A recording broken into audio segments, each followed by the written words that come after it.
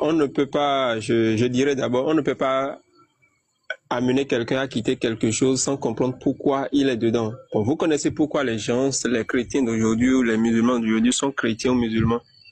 Oui. Bon, pour l'histoire, on sait qu'ils nous ont... Ok, moi qui est chrétien par exemple aujourd'hui, vous savez pourquoi je le suis?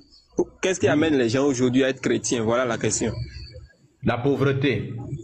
Si ton continent n'était pas pauvre, si tu vivais dans un continent riche, tu ne serais pas chrétien probablement parce qu'aujourd'hui, tous les pays qui sont riches sont à majorité non religieux. Plus un pays s'enrichit, moins il devient religieux. Ça, c'est la première cause.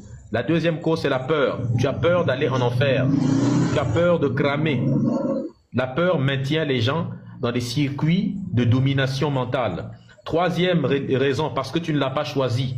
Probablement, tu as eu des parents qui sont chrétiens, qui t'ont mis dans le christianisme, qui eux-mêmes ont été mis dans le christianisme par leurs grands-parents, qui eux-mêmes ont été mis par des arrière-grands-parents, qui eux-mêmes ont été mis par ainsi de suite, jusqu'à la première personne qui a été fouettée par les colons pour les obliger à croire. C'est comme ça que la croyance fonctionne. On frappe la première personne, puis ensuite, on prend ses enfants, on les aliène complètement, et ça passe, ça se fait tout seul. Il transmet, il ne connaît rien du tout. Il est né, il ne connaît que le christianisme et la colonisation. Le christianisme, il n'a pas connu la spiritualité de ses ancêtres, alors il ne transmet que ce qu'il connaît. Et ainsi de suite, c'est arrivé jusqu'à toi. Ce qui fait qu'un Africain, musulman ou chrétien, est un traître issu d'une longue lignée de traîtres qui ont vendu le continent africain aux colonisateurs. C'est un fait. Vos croyances, c'est de la traîtrise envers la tradition africaine. Vous servez ce pourquoi on a été détruit. C'est pourquoi notre ancêtre Shaka Zulu disait, un homme qui vénère un dieu qui est à l'image de ses oppresseurs est un esclave. C'est un esclave. La première forme de décolonisation, la première forme d'esclavage dans laquelle il faut sortir, c'est l'esclavage mental. C'est pourquoi Bob Marley vous disait, emancipate yourself from mental slavery. Émancipe-toi de l'esclavage mental. Et parmi la plus grande forme d'esclavage mental que l'on peut constater aujourd'hui, la plus grande forme de manipulation de quelqu'un, c'est par la religion. Les pasteurs aujourd'hui sont des voyous qui s'engraissent grâce à votre argent. Nous avons des gens qui meurent en Afrique, vous n'avez pas d'hôpitaux et vous mourrez parce que les pasteurs prétendent poser des mains sur vous pour vous soigner. Vous avez plus d'églises que d'écoles. Vous avez plus d'églises et de mosquées qu'il n'y a d'entreprises. On développe un pays avec des entreprises, avec des écoles. Vous avez plus de pasteurs et d'imams qu'il n'y a d'ingénieurs, de médecins, ou je ne sais pas moi, tout ce qui peut permettre de développer le continent. Ou de professeurs d'ailleurs, ou d'enseignants. Il y a plus de pasteurs, d'imams que d'enseignants.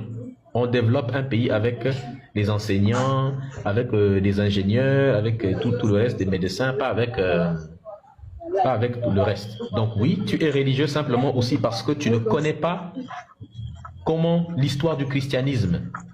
Quand j'étais religieux comme toi, c'est parce que je ne connaissais pas l'histoire du christianisme, je ne connaissais pas toutes les bêtises qu'il y avait, toutes les contradictions qu'il y a dans la Bible, toutes les paroles violentes qu'il y avait dedans, toutes les absurdités de ce Dieu, je les ignorais, je ne savais pas. Toutes les erreurs scientifiques que Dieu a commises dans la Bible, et je ne savais pas qui avait écrit la Bible, quand, comment et pourquoi réellement. Quand j'ai découvert, j'ai répondu à toutes ces questions. Sincèrement, je ne pouvais plus être religieux. Tu es religieux pour moi parce que tu ne connais pas tout ce que je sais sur ta religion. Sinon, si tu es quelqu'un d'honnête dans la vie, ce serait très dur pour toi de rester là-bas. Il n'y a qu'une seule chose qui pourrait continuer à te garder, c'est l'argent. L'argent. C'est l'argent. Makoso, il est là-bas pour l'argent, il sait que ce sont des conneries. Gédéon, il est là-bas, ils sont nombreux qui savent que. Marcelo, beaucoup savent que ce sont des foutaises, mais tant que vous leur donnez de l'argent. Tu fais comment en fait? Est-ce que je sais même répondre à cette question? Non, mais dis-nous, parce qu'à un moment donné, nous, on s'est dit que t'es une intelligence artificielle, c'est ChatGPT en fait, c'est quoi le truc en fait? Je sais pas, je réponds seulement quand il y a la question comme ça. Ah, mais non, mais tu sais pas. Habitué à ça depuis. Je m'intéressais beaucoup à tout ce qui est connaissance. Ouais. Depuis longtemps. Ça a toujours été un truc, même quand j'étais beaucoup plus jeune, Ouais. je m'intéressais beaucoup à tout ce qui était connaissance, tout ce qui était... Du coup, j'étais un peu ennuyeux pour les autres parce que les autres, ils étaient plus dans Mais moi, j'étais plus dans des sujets intéressants et autres. Même les grandes personnes, je posais toujours des questions un peu qui faisaient chier même les grandes personnes parce que du coup, ça impliquait des réponses un peu complexes que forcément les gens n'avaient pas. Et donc, ce qui fait que les questions étaient un peu embarrassantes. J'ai toujours été un peu comme ça. De toute façon, depuis quand j'étais beaucoup plus jeune, j'ouvrais les choses à la maison. J'ouvrais les trucs. Dès qu'on avait un appareil, que ce soit électronique ou ce genre de choses, je les ouvrais carrément. Ce qui m'entraînait pas mal de problèmes quand même. Hein, parce que... Non, mais parce que ton niveau, c'est un peu élevé. Même avec les autres, en fait, ça venait aussi du fait que les grandes personnes ne m'apportaient pas beaucoup de réponses. Et j'aimais bien aller au détail des choses, mais plus je partais en détail, Ouais. plus je me rendais compte que j'agaçais les grandes personnes parce que les réponses des grandes personnes me paraissaient pas assez détaillées, pas assez construites et ne répondaient pas aux problèmes spécifiques, à des questions spécifiques que j'avais. Et donc, ce que je faisais, c'est que j'ai très vite appris à ne plus me fier aux grandes personnes et je partais chercher moi-même les réponses. Et j'avais découvert les livres très tôt. Je trouvais que c'était très précis et donc c'était comme une curiosité à chaque fois que je lisais un livre, je voulais pouvoir découvrir de nouvelles choses. J'ai toujours été curieux de nature aussi de toute façon. Toujours été curieux, bricoleur de nature et donc j'accumulais des connaissances, accumulais des savoirs sur à peu près. Je ne me suis jamais